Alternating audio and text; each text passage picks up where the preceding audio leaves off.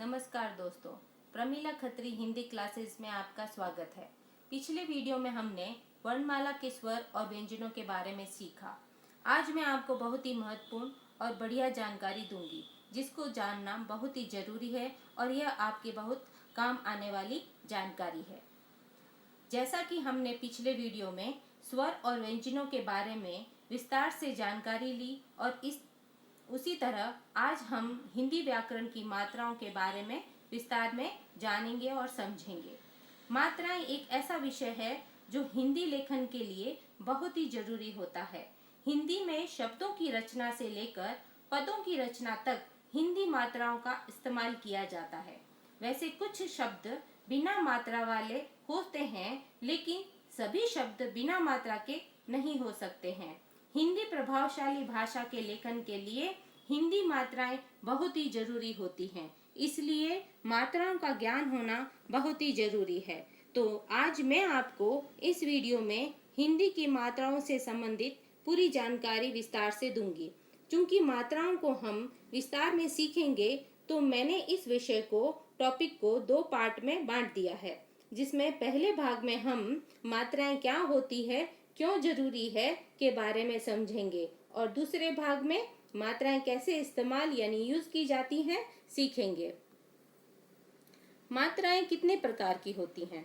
तो मात्राएं 3 प्रकार की होती हैं, ह्रस्व, दीर्घ और प्लुत। लेकिन हिंदी में मात्राओं के 2 ही प्रकार हैं। प्लुत का प्रयोग संस्कृत में होता था। ह्रस्व के उच्चारण में कम समय लगता है और दीर्घ के उच्चारण में ह्रस्व से दुगुना समय लगता है।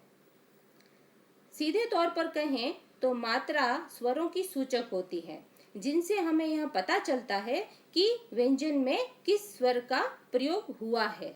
जैसे हम का को क हनंत प्लस आ नहीं लिख सकते, उसकी जगह का लिख देते हैं, तब यहाँ पर हमने क के साथ आ का स्वर पहचान के लिए सीधी रेखा को लगा दिया है।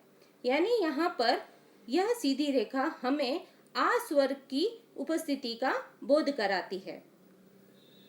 जैसा कि हमने आपको पहले ही बताया है कि स्वर एक ऐसे अक्षर होते हैं जो दूसरों की मदद से बोले जाते हैं, और यह जो बोलने के लिए जिनकी मदद लेते हैं वे स्वर होते हैं। यानी स्वर ऐसे होते हैं जो अपनी ध्वनियों को व्यंजन के साथ मिला देते हैं, या इस तरह से कह सकते हैं कि स्वरों की ध्वनियां व्यंजनों के साथ मिलाई जाती हैं।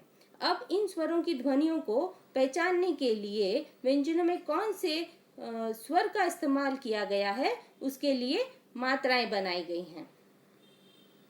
हम आपको बताएंगे कि वह कौन कौन से स्वर हैं और उनकी कौन कौन सी मात्राएं हैं जो प्रयोग की जाती है। इसके लिए आप मेरा मात्राएं भाग 2 अवश्य देखें। इस वीडियो से संबंधित आपको कोई सुझाव या कमेंट देने हैं तो आप कमेंट बॉक्स में लिख सकते हैं। धन्यवाद।